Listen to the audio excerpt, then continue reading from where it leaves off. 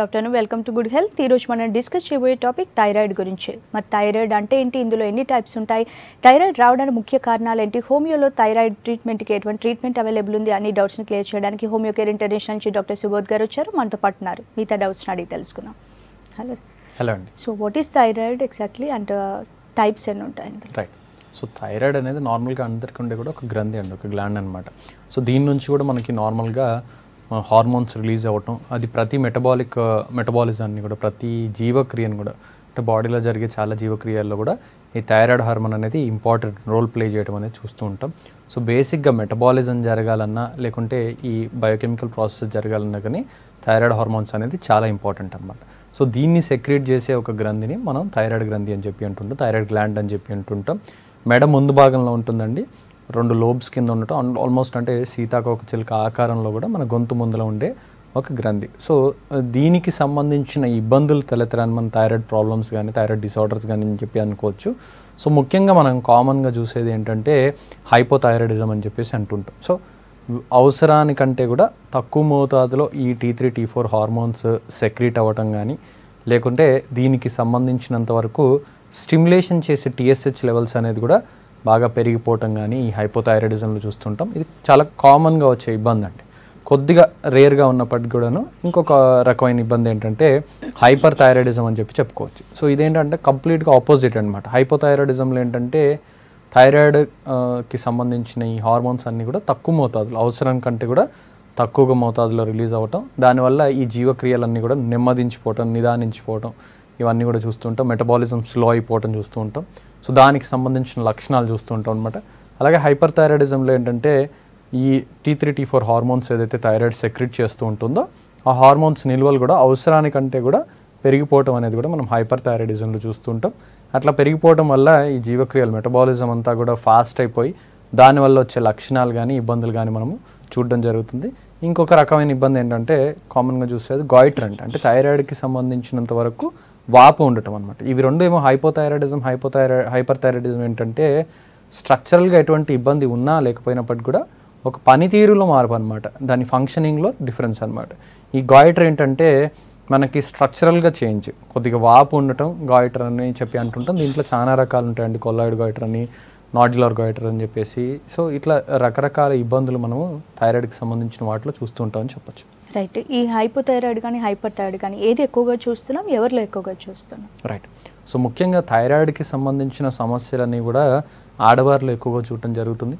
ముఖ్యంగా ఏంటంటే మధ్య వయస్సులో ఉన్న ఆడవారిలో ఈ రకమైన ఇబ్బందులు, థైరాయిడ్కి సంబంధించిన ఇబ్బందులు రెండు కూడా హైపోథైరాయిడిజం, హైపర్ థైరాయిడిజం చూడడం జరుగుతుందండి. అండ్ అట్లాగే ఏంటంటే హైపోథైరాయిడిజం ఇన్సిడెన్స్ అనేది ఎక్కువగా ఉంటుందన్నమాట.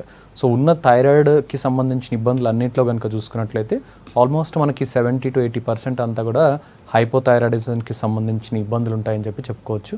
సో దీంట్లో లక్షణాలు ఎట్లా ఉంటాయి అనేది కనుక మనం తీసుకున్నట్లయితే హైపోథైరాయిడిజంలో ముఖ్యంగా ఉండే లక్షణం అండి, కామన్గా వచ్చే ప్రజెంటేషన్ ఏంటంటే బరువు పెరగటం, లేకుంటే బరువు తగ్గలేకపోవటం. ప్రయత్నం చేసినప్పటికీ, డైట్ చేసినప్పటికీ, ఫిజికల్ యాక్టివిటీ, రెగ్యులర్గా ఎక్సర్సైజ్ ఇవన్నీ చేసినప్పటికి కూడా బరువు తగ్గలేకపోవటం అనేది హైపోథైరాయిడిజంలో ఒక లక్షణం కింద చెప్పుకోవచ్చు.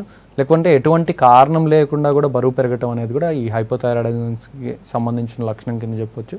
అట్లాగే రెండోది ఏంటంటే హెయిర్ ఫాల్ అనమాట. కారణం లేకుండా విపరీతమైన హెయిర్ ఫాల్ ఉండటం కానీ, లేకపోతే ఎన్ని మెజర్స్ తీసుకున్నప్పటికి కూడా హెయిర్ ఫాల్ కంట్రోల్ అవ్వకపోవడం కూడా హైపోథైరాయిడిజంలో లక్షణం కింద చెప్పుకోవచ్చు. దీంతోపాటు స్కిన్కి సంబంధించిన డ్రైనెస్ పెరిగిపోవటం కానీ, స్కిన్కి సంబంధించిన ఇబ్బందులు తలెత్తటము, ఇది ఒక లక్షణం కింద చెప్పుకోవచ్చు. దాంతోపాటు ఆడవారిలో కనుక చూసుకున్నట్లయితే మెన్సెస్కి సంబంధించిన ఇబ్బందులు కానీ, లేకపోతే ఇన్ఫర్టిలిటీకి సంబంధించిన ఇబ్బందులు కానీ, ఇవన్నీ కూడా మనము లక్షణాల కింద చెప్పుకోవచ్చు అండి. అలాగే హైపర్ థైరాయిడిజంలో లక్షణాల వరకు వచ్చినట్లయితే మనము ఈ మెటబాలిజం పెరిగిపోవటం వల్ల, సో ఏమవుతుంది, మెటబాలిజం పెరిగిపోవటం వల్ల బరువు తగ్గిపోవటం అనమాట. కారణం లేకుండా బరువు తగ్గిపోవటం, ఈవెన్ ప్రాపర్గా డైట్ తీసుకుంటున్నప్పటికీ కూడాను బరువు తగ్గిపోవటం, చెమటలు ఎక్కువగా పట్టడం, నీరసం ఎక్కువగా ఉండటం, షివరింగ్ కానీ, షేకింగ్ కానీ, ఇటువంటి లక్షణాలు, గుండె దడ లాంటి లక్షణాలు అనిపించడం, చెమటలు ఎక్కువగా పట్టడం, ఇటువంటి లక్షణాలు. అండ్ దీంతోపాటు మళ్ళీ హెయిర్ ఫాల్ ఉండటం, వీక్నెస్ ఉండటం, ఇటువంటి లక్షణాలు కూడా మనం చూస్తూ ఉంటామండి. చాలా లక్షణాలు ఉంటాయి హైపోథైరాయిడిజం, హైపర్ థైరాయిడిజంలో చాలా ఎక్కువ లక్షణాలు ఉంటాయి. కొన్నిసార్లు సింపుల్గా అంటే పెయిన్స్ కోసం వస్తూ ఉంటారు పేషెంట్స్. ఇంకా డీపర్గా స్టడీ చేసినట్లయితే, ఇన్వెస్టిగేట్ చేసినట్లయితే థైరాయిడ్ సమస్యలతో ఉండడానికి కూడా అవకాశం ఉంటుంది. సో రకరకాల లక్షణాలు ఉండడానికి అవకాశం ఉంటుందంటే ముఖ్య లక్షణాలు మాత్రం ఇవన్నీ చెప్పుకోవచ్చు మనం. రైట్, మన కాలర్ రెడీగా ఉన్నారు శ్రీశైలం గారు జనగాం నుంచి. హలో మేడం నమస్తే. హలో శ్రీశైలం గారు, చెప్పండి మీ ప్రాబ్లం ఏంటి చెప్పండి, డాక్టర్ గారు ఉన్నారు. మేడం మా మిస్సెస్ కి ఇప్పుడు 3 months ప్రెగ్నెన్సీ అండి. ఓకే ఇంతకుముందు థైరాయిడ్ అనేది ఏం లేదు, ఈ మధ్య చేస్తే థైరాయిడ్ అని వస్తుంది. ఓకే అయితే అది అసలు దేనివల్ల వస్తుంది, పాపకి ఏమన్నా ఇబ్బందులు అయితే తెలుస్తుంది? Right right right. సో ఒకటండి, ఫస్ట్ థింగ్ కారణం చెప్పడానికి మనకు అవకాశం లేదండి ఎందువల్ల వస్తుంది అనేది. ఒకటి ఏంటంటే ప్రెగ్నెన్సీ టైంలో ఎప్పుడు కూడాను మనము థైరాయిడ్కి సంబంధించిన పరీక్ష చేసుకోవడం చాలా ఇంపార్టెంట్ అని చెప్పొచ్చు. ఆల్రెడీ ఎగ్జిస్టింగ్ అంటే థైరాయిడ్ ఇబ్బంది ఉన్నవాళ్ళు లేని వాళ్ళు కూడా మనం ఒకసారి పరీక్ష చేసి చూసుకోవడం ఇంపార్టెంట్. ఎందుకంటే బిడ్డ లోపల ఉన్న బిడ్డ యొక్క ఎదుగుదలకి ఇంపార్టెంట్ అండి థైరాయిడ్ హార్మోన్స్ అన్నీ కూడా, ఎందుకంటే జీవక్రియలు అన్నిటి కూడా ఇంపార్టెంట్ కాబట్టి. సో థైరాయిడ్కి సంబంధించిన హార్మోన్స్ అంతా కూడా కంట్రోల్లో ఉన్నాయి, లేకుంటే ఏదైనా ఇబ్బంది ఉంది దానికి సంబంధించిన మాత్ర తీసుకుంటున్నారు, ఎటువంటి ఇబ్బంది ఉండదండి. రెగ్యులర్గా మానిటరింగ్ చేసుకుంటూ ఉండాలి. కంట్రోల్ బాగా ఉన్నట్లయితే ఎటువంటి ఇబ్బంది కూడా లేదు, కంట్రోల్ లేనప్పుడు మాత్రం మనకి ఇబ్బంది పడడానికి అవకాశం ఉంటుంది. అండ్ దీనివల్ల పుట్టబోయే బిడ్డకి ఏమైనా ఇబ్బంది వస్తుందంటే థైరాయిడ్ కంట్రోల్లో ఉన్నంత వరకు ఎటువంటి ఇబ్బంది ఏమీ ఉండదండి, అంత కంగారు పడాల్సిన అవసరం లేదు. రెగ్యులర్గా మానిటర్ చేయండి, డాక్టర్ ఫాలోఅప్లో ఉండడానికి ప్రయత్నం చేయండి. థైరాయిడ్ మెడిసిన్ ఎట్లయితే ప్రిస్క్రైబ్ చేస్తున్నారో అట్లా రెగ్యులర్గా కనుక తీసుకున్నట్లయితే ఎటువంటి ఇబ్బంది ఉందని చెప్పొచ్చు. రైట్, ఇన్వెస్టిగేషన్స్ ఎలా ఉంటాయి? రైట్, సో దీనికి థైరాయిడ్కి సంబంధించిన ఇబ్బందుల్ని ఎట్లా మనం డయాగ్నోస్ చేయాలి, లేకపోతే ఎటువంటి రక్త పరీక్షలు చేస్తే డయాగ్నోస్ అవుతుంది అనేది కనుక చూసుకున్నట్లయితే ఈ T3, T4, TSH అనే హార్మోన్స్ మనం ముఖ్యంగా చూస్తూ ఉంటామండి. దీంట్లో డయాగ్నోస్టిక్ కింద ఏంటంటే మనము ఖచ్చితంగా TSH వాల్యూని అబ్జర్వ్ చేయడం అనేది చాలా ఇంపార్టెంట్ అని చెప్పొచ్చు. సో హైపోథైరాయిడిజంలో ఏంటంటే ఈ TSH వాల్యూ అనేది కూడా పెరిగిపోవటం అనేది మనం చూస్తూ ఉంటాం. అలాగే హైపర్ థైరాయిడిజంలో అనేది TSH వాల్యూ అనేది మనకు ఉండవలసిన దానికంటే కూడా చాలా తక్కువ మోతాదులో ఉండటం, లేకపోతే చాలా తగ్గిపోవటం అనేది కూడా మనము ఇది చూస్తూ ఉంటాం. దీంతోపాటు ఏంటంటే T3, T4 వాల్యూస్ అనేది హైపర్ థైరాయిడిజంలో పెరిగిపోయి ఉండటం, అట్లాగే హైపోథైరాయిడిజంలో తగ్గటం లేకుంటే నార్మల్గా ఉండటం అనేది కూడా మనం చూస్తూ ఉంటాం. అవసరాన్ని బట్టి అనుమానం కనుక ఉన్నట్లయితే హషిమోటోస్ థైరాయిడైటిస్ ఉంది, లేకపోతే ఆటోఇమ్యూన్ థైరాయిడైటిస్, అదే హషిమోటోస్ థైరాయిడైటిస్ కానీ లేకపోతే నార్మల్ థైరాయిడైటిస్ ఉంది, లేకపోతే వేరే ఇంకేదైనా ఇబ్బంది వల్ల మనకి ఈ హైపో కానీ హైపర్ థైరాయిడిజం కానీ తలెత్తుతున్నాయి అనుకున్నప్పుడు యాంటీబాడీ పరీక్షలు కూడా చేయించాల్సిన అవసరం ఉంటుందండి. యాంటీ-TPO యాంటీబాడీస్ అని చెప్పి అంటుంటాం, ఇవి యాంటీ-TGB యాంటీబాడీస్ అని చెప్పి అంటుంటాం. ఇవి ఒకసారి చేయటం వల్ల ఏంటంటే మనకి మన శరీరంలోనే థైరాయిడ్ గ్రంథికి సంబంధించినంత వరకు ఏమన్నా యాంటీబాడీస్ ఎగెయిన్స్ట్గా తయారవుతున్నాయి అని చెప్పి తెలుసుకోవటం. ఒకవేళ అది ఎక్కువగా మోతాదులో ఉన్నట్లయితే ఇంకొంచెం ఎక్కువ జాగ్రత్తగా ఉంటూ మనం అది చూసుకోవడానికి అవకాశం ఉంటుంది. ఎందుకంటే దీనివల్ల కూడా మనకి హైపోథైరాయిడిజం లేకపోతే హైపర్ థైరాయిడిజం లేకపోతే కొన్ని పేషెంట్స్లో ఫ్లక్చువేటింగ్గా కొన్నాళ్ళ పాటు హైపర్ స్టేట్ ఉండి ఇమీడియట్గా హైపో స్టేట్లోకి వెళ్ళిపోవటం, ఇటువంటివన్నీ కూడా చూస్తుంటాం. సో అటువంటివి ఏమన్నా ఉన్నప్పుడు లేకపోతే అనుమానం ఉన్నప్పుడు మనం వీటి కూడా నుంచి కూడా నిర్ధారణ చేసుకోవడం ఇంపార్టెంట్. అట్లాగే వాపు కనుక ఉన్నట్లయితే ఖచ్చితంగా ఒకసారి థైరాయిడ్కి సంబంధించిన అల్ట్రాసౌండ్ స్కాన్ చేయడం కూడా ఇంపార్టెంట్ అని చెప్పుకోవచ్చు. రైట్, ఈ థైరాయిడ్ ఎగ్జాక్ట్ అంటే కాజెస్ ఎలా ఉంటాయి, ముందుగానే దీన్ని గుర్తించడానికి సిమ్టమ్స్ ఎలా ఉంటాయి? రైట్, సో ఒకటండి, ఖచ్చితంగా దీనివల్ల థైరాయిడ్ వస్తుందని చెప్పడానికి మనకి ఎటువంటి ఆధారాలు లేవండి. సో ఒకటేంటంటే హార్మోన్స్కి సంబంధించిన ఇబ్బందులు, మెటబాలిజంకి సంబంధించిన ఇబ్బందులు, ఇవన్నీ కూడా ఏంటంటే స్ట్రెస్ రిలేటెడ్గా ఉండడానికి, లైఫ్ స్టైల్ డిజార్డర్స్లో ఒకటి కింద ఉండడానికి అవకాశాలు ఉన్నాయి. అండ్ దాంతోపాటు ఏంటంటే కొద్దిగా ఆటో ఇమ్యూనిటీ అనేది ఇంతకుముందు కూడా చెప్తున్నాను, యాంటీబాడీస్ కనుక ఉన్నట్లయితే లేకుంటే మన రోగ నిరోధక వ్యవస్థ మన థైరాయిడ్ గ్రంథి మీదనే దాడి చేయడం కనుక ఉన్నట్లయితే అటువంటప్పుడు కూడా ఇటువంటి జబ్బులు ఇబ్బందులు రావడానికి అవకాశం ఉంటుంది. సో జనరల్గా చూసుకున్నట్లయితే స్ట్రెస్, లైఫ్ స్టైల్ ఇబ్బందులు అనేవి మనం ఎక్కువగా దీనికి సంబంధించినవిగా చెప్పుకోవచ్చు అండి. రైట్, మన కాలర్ రెడీగా ఉన్నారు ఈశ్వరి గారు తిరుపతి నుంచి. హలో హలో ఈశ్వరి గారు, చెప్పండి మీ ప్రాబ్లం చెప్పండి. హలో హలో సార్, నేను చెప్పండి. సార్ నాకు ఒక మార్చిలో యాక్సిడెంట్ అయింది. ఓకే, అప్పుడు మెడిసిన్ వాడాను. అప్పటి నుంచి నాకు పీరియడ్స్ కరెక్ట్ గా రావటం లేదు. ఓకే, అది ఏమో అది థైరాయిడ్ ఉంటే కూడా పీరియడ్స్ కరెక్ట్ గా రావు అంటున్నారు. దానికి దీనికి ఏమన్నా ఉందా? అంటే వెయిట్ ఎక్కువ వచ్చేస్తుంది బాడీ. Okay okay. సో ఒకటమ్మా, అంటే ఇదేంటంటే నెలలు రాకపోవడానికి అనేక కారణాలు ఉంటాయి. సో మెన్సెస్ ఇర్రెగ్యులారిటీ అనే దానికి థైరాయిడ్ కూడా ఒక ఇబ్బంది అని చెప్పుకోవచ్చండి. థైరాయిడ్ ఏంటంటే వెయిట్ గెయిన్ అవటము, దాంతోపాటే మెన్స్ట్రల్ ఇర్రెగ్యులారిటీస్ కనుక ఉన్నట్లయితే డెఫినెట్గా ఒకసారి థైరాయిడ్కి సంబంధించిన పరీక్ష చేసి చూసుకోవడం ఇంపార్టెంట్ అని చెప్పుకోవచ్చు. సో దీంతోపాటు ఏంటంటే ఈవెన్ PCOD లాంటి ఇబ్బందులు ఉన్నప్పటికీ కూడా మనకి వెయిట్ గెయిన్ ఉండటం, దాంతోపాటే ఇటువంటి మెన్స్ట్రల్ ఇర్రెగ్యులారిటీస్ ఉండడానికి అవకాశం ఉంటుంది. సో ఇవి రెండు కూడా చెక్ చేసుకోవడానికి ప్రయత్నం చేయండి. ఒకసారి రక్తంలోని T3, T4, TSH levels check చేసుకోవడానికి ప్రయత్నం చేయండి. దాంతోపాటు ఏంటంటే అల్ట్రాసౌండ్ అబ్డామిన్లో మనకి లేకపోతే అల్ట్రాసౌండ్ పెల్విస్లో నీటి బుడగలు ఏమైనా ఉన్నాయా అండాలకు సంబంధించి ఒకసారి పరీక్ష చేసి చూసుకున్నట్లయితే దానికి తగ్గట్టుగా ట్రీట్మెంట్స్ ఇవ్వడానికి అవకాశం ఉంటుందని చెప్పొచ్చండి. రైట్. ఈ థైరాయిడ్ స్టార్ట్ అయిందంటే ఇంకా అన్ని హెల్త్ ప్రాబ్లమ్స్ స్టార్ట్ అయిందని చాలామంది అపోహపడుతుంటారు. మరి థైరాయిడ్ వల్ల కలిగే అనారోగ్య సమస్యలు ఏంటి? రైట్. సో ఇది ఒక రకంగా అపోహనే చెప్పొచ్చండి. ఎందుకంటే చాలామందికి చిన్న చిన్న లక్షణాలు ఏవి వచ్చినప్పుడు కూడా ఇది థైరాయిడ్ ఇబ్బంది వల్లనే వస్తుందేమో అని చెప్పి అనుకుంటుంటారు. సో ఫస్ట్ థింగ్ ఒకటి జ్ఞాపకం పెట్టుకోవాలి, ఎప్పుడు కూడా మీకు ఉన్న ఇబ్బంది జబ్బు కనుక కంట్రోల్లో ఉన్నట్లయితే మీకు ఎటువంటి ఇబ్బందులు క్రియేట్ చేయదండి. సో హైపోథైరాయిడిజం ఉందనుకుందాం ఎగ్జాంపుల్. సో హైపోథైరాయిడిజంకి సంబంధించినంత వరకు లెవెల్స్ T3 T4 కానీ లేకపోతే TSH లెవెల్స్ కానీ ఆప్టిమల్ రేంజెస్లో మెయింటైన్ అవుతున్నప్పుడు ఎటువంటి లక్షణాలు కానీ ఇబ్బందులు కానీ ఉండడానికి అవకాశాలు చాలా తక్కువగా ఉంటాయని చెప్పొచ్చు. సో కొద్ది మందిలో మాత్రమే ఇటువంటి లక్షణాలు ఉండడానికి అవకాశం ఉంటుంది.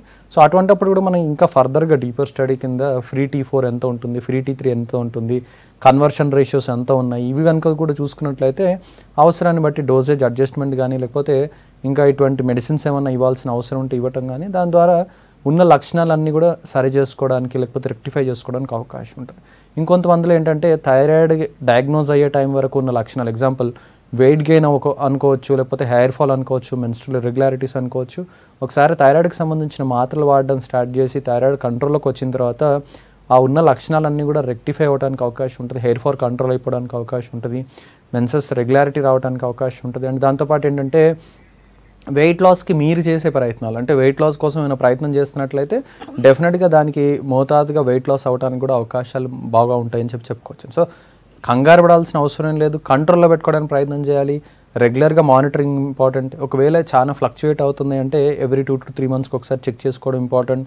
లేదు కంట్రోల్లోనే ఉంటుంది, డోసేజ్ ఎక్కువగా మార్చాల్సిన అవసరం ఏం రావట్లేదు, మిగతా లక్షణాలు కూడా తీవ్రత ఎక్కువగా ఏం లేదంటే ఎవ్రీ 6 monthsకి ఒకసారి ఖచ్చితంగా ఈ పరీక్షలు చేసి చూసుకోవడం, దానికి తగ్గట్టుగా డాక్టర్ సలహా మేరకు డోసేజ్ అడ్జస్ట్మెంట్ చేసుకోవడం కూడా ఇంపార్టెంట్. కొద్దిమంది ఏంటంటే ఇనిషియల్ స్టేజెస్లో రెగ్యులర్గా మెడిసిన్ వాడడం, దాని తర్వాత డాక్టర్ దగ్గరికి సంప్రదించకుండా డోసేజ్ వాళ్ళే సొంతగా అడ్జస్ట్ చేసుకోవడం, లేకపోతే పరీక్షలు చేయించుకోకుండా మాత్రలు మానివేయటం, ఇటువంటివి చేస్తుంటారు. వీటి వల్ల ఇబ్బందులు పెరగడానికి అవకాశం ఉంటుంది, లక్షణాలు పెరగడానికి అవకాశం ఉంటుంది.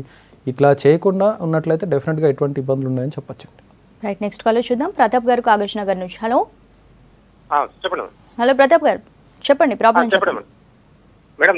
మా ఆవిడకి సోనీకి ఓకే ఒకటి థైరాయిడ్ ఉంది మేడం. ఓకే టోటల్ T3 చూపించారు. Okay value 4.91 చూపించిండు. ఓకే అండి.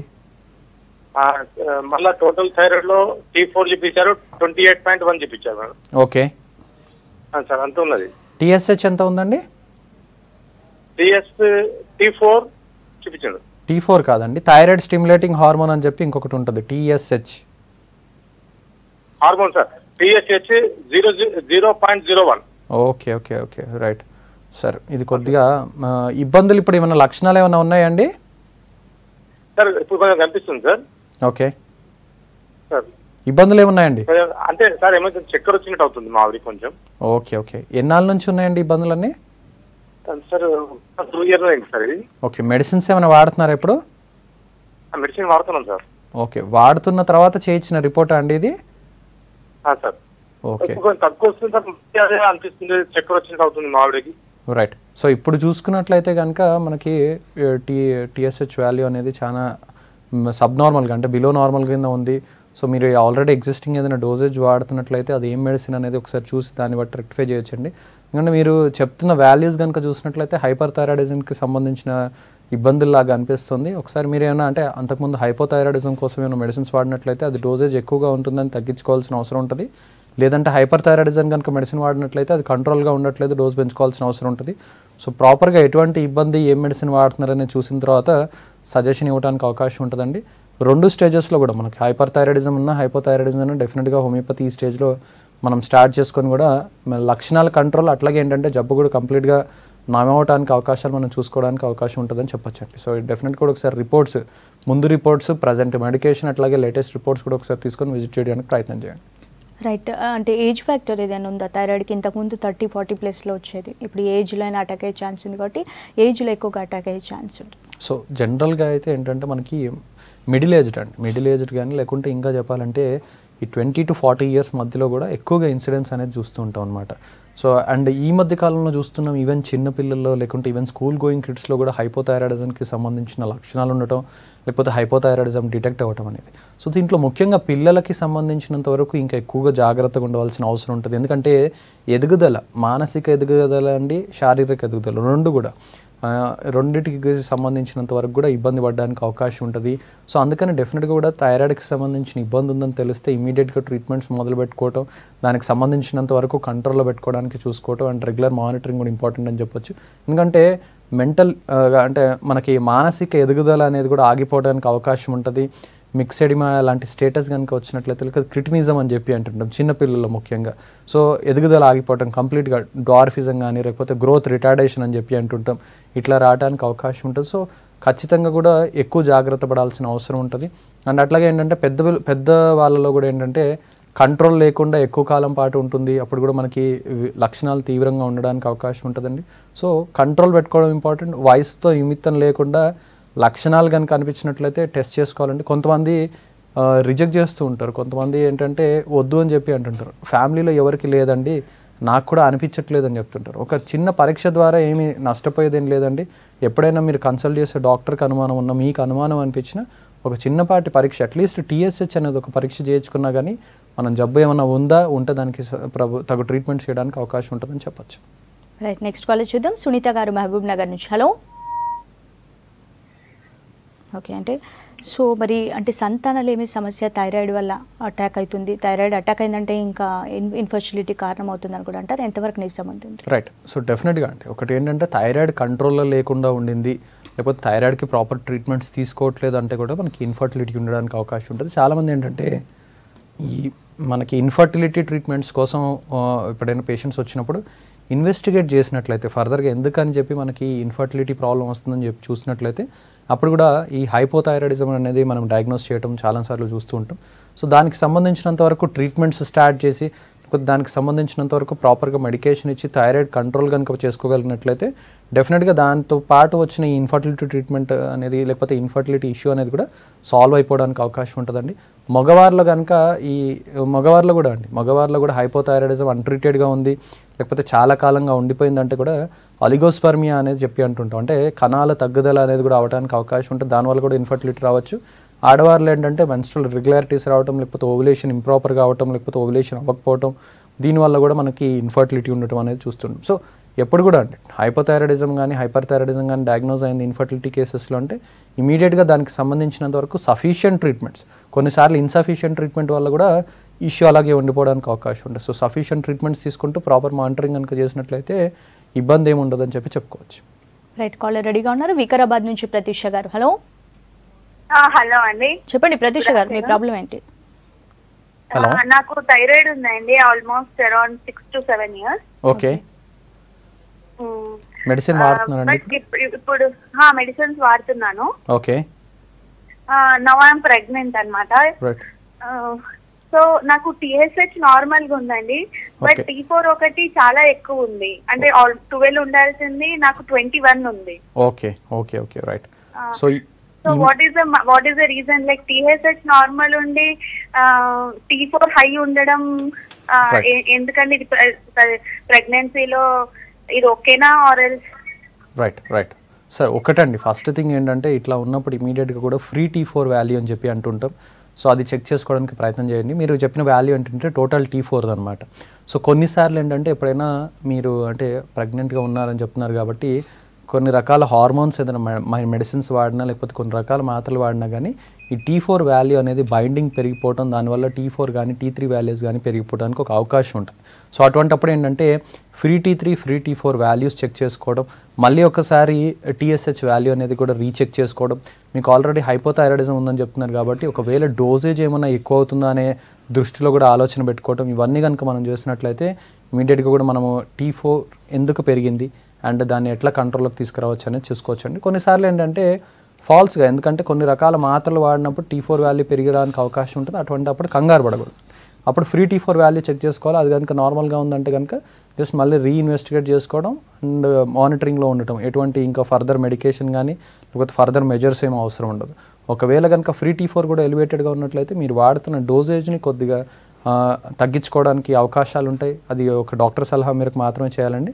మీరు ఎవరైతే గైనకాలజిస్ట్ని ఆబ్స్టెట్రిషియన్ని కన్సల్టేషన్ చేస్తున్నారో రెగ్యులర్గా వాళ్ళతో పాటు ఇంకొక ఎండోక్రినాలజిస్ట్ని కూడా రెగ్యులర్గా కన్సల్ట్ చేయడానికి ప్రయత్నం చేయండి. సో ఇద్దరు కలిసి కూడా డెసిషన్ తీసుకోవడం వల్ల మీకు అండ్ ఈ బేబీకి కూడా ఎటువంటి ఇబ్బంది లేకుండా చూసుకోవచ్చండి.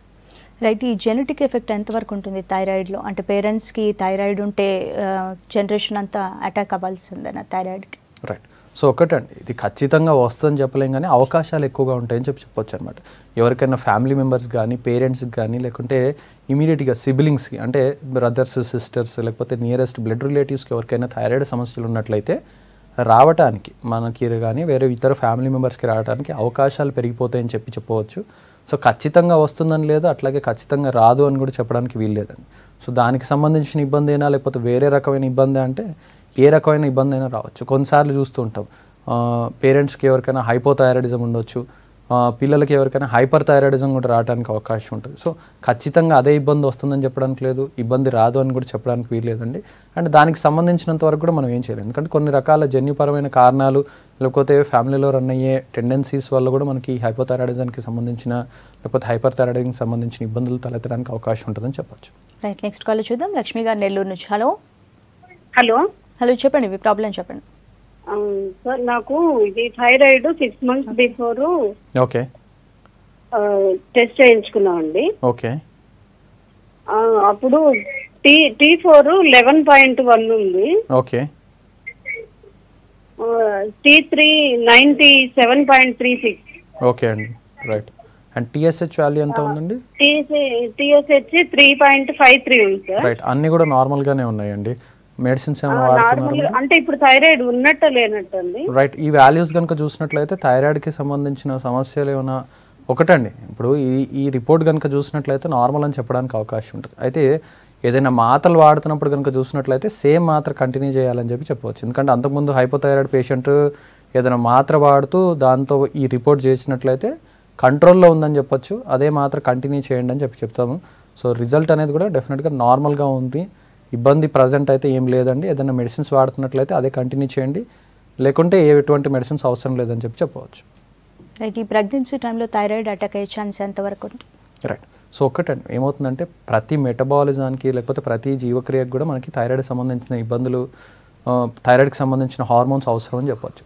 సో థైరాయిడ్కి సంబంధించిన ఇబ్బందులు వచ్చినప్పుడు ఈ మెటబాలిజం కూడా డిస్టర్బ్ అవుతుందండి. సో ప్రెగ్నెన్సీలో ఏమవుతుందంటే మెటబాలిజం పెరుగుతుందన్నమాట. మన డైలీ రిక్వైర్మెంట్ నార్మల్ పర్సన్ కంటే కూడా ఈ ప్రెగ్నెంట్ ఉమెన్లో మనకి వచ్చినప్పుడు రిక్వైర్మెంట్ అనేది పెరిగిపోవటం లేకపోతే ఈ థైరాయిడ్కి సంబంధించిన హార్మోన్స్ ఇంపార్టెన్స్ అనేది పెరిగిపోవటం అనేది కూడా చూస్తున్నాం. సో వాళ్ళకి ఖచ్చితంగా కూడా మనము ప్రెగ్నెంట్ అని చెప్పి లేకపోతే కన్సీవ్ అయ్యారని చెప్పి మనకు కన్ఫర్మేషన్ అయిన తర్వాత ఇనీషియల్గా ఫస్ట్ ట్రైమిస్టర్లో చేసే బ్లడ్ టెస్టులతో పాటు ఖచ్చితంగా కూడా థైరాయిడ్కి సంబంధించిన పరీక్ష చేసి చూసుకోవటము మంచిదని చెప్పవచ్చు అండి. అండ్ ఎందుకంటే ఈ మెటబాలిజం ఇబ్బంది ఉండటం వల్ల గ్రోత్ రిటార్డేషన్ కానీ లేకపోతే న్యూట్రిషన్ సప్లైలో కొద్దిగా ఇబ్బందులు రావటం కానీ ఇవన్నీ ఎదుగుదలలో ఇబ్బందులు ఉండటం కానీ ఇవన్నీ కూడా చూస్తూ ఉంటాం. సో అందుకని ఖచ్చితంగా వాడడం ఇంపార్టెంట్. అండ్ ఇంకొకటి ఏంటంటే ఆల్రెడీ థైరాయిడ్ కనుక ఉన్నట్లయితే వాళ్ళు కూడా కంపల్సరీ ఇన్వెస్టిగేట్ చేసి చూసుకోవడం. అంటే చాలా పేషెంట్స్లో చూస్తూ ఉంటాం ఆల్రెడీ ఎగ్జిస్టింగ్ డోసేజెస్ ఏదైతే వాడుతుంటారో వాటికంటే కూడా కొద్దిగా పెంచి వాడుకోవాల్సిన అవసరం రావటం, కొంచెం ఎక్కువ డోసెస్ వాడుకోవాల్సిన అవసరం రావటం కూడా ఇది టెంపరీ అండి. దానికి కంగారు పడాల్సిన అవసరం లేదు, దానివల్ల బిడ్డకి ఎటువంటి ఇబ్బంది కాదు. కంట్రోల్లో లేకుంటే ఎక్కువ ఇబ్బంది అవుతుందండి. సో చాలా మంది కూడా భయపడుతుంటారు, అంటే డోసేజ్ పెంచేస్తున్నారు డాక్టర్ అని చెప్పేసి. కంగారు పడకూడదండి. సో TSH ఎక్కువగా ఉంది లేకుంటే థైరాయిడ్ కంట్రోల్లో లేకుంటే ఎక్కువ ఇబ్బంది అవుతాయండి. సో మాత్ర వాడడం వల్ల ఎటువంటి ఇబ్బంది ఉండదు, వాడుకోవాల్సిన అవసరం ఉంటుంది. అండ్ ఎప్పుడైనా ఏదైనా ఇబ్బంది ఉంది ఇంకా కూడా ఫర్దర్గా ట్రీట్మెంట్స్ కావాలంటే డెఫినెట్గా కూడా హోమియోపతి లాంటి ఎటువంటి సైడ్ ఎఫెక్ట్స్ లేని ట్రీట్మెంట్ కూడా మీరు ఎగ్జిస్టింగ్ హైపోథైరాయిడ్ కానీ హైపోథైరాయిడ్ ట్రీట్మెంట్స్తో పాటు కూడా స్టార్ట్ చేసి తీసుకుంటే ఇంకా కూడా మెరుగ్గా ఉంటుందని చెప్పవచ్చు.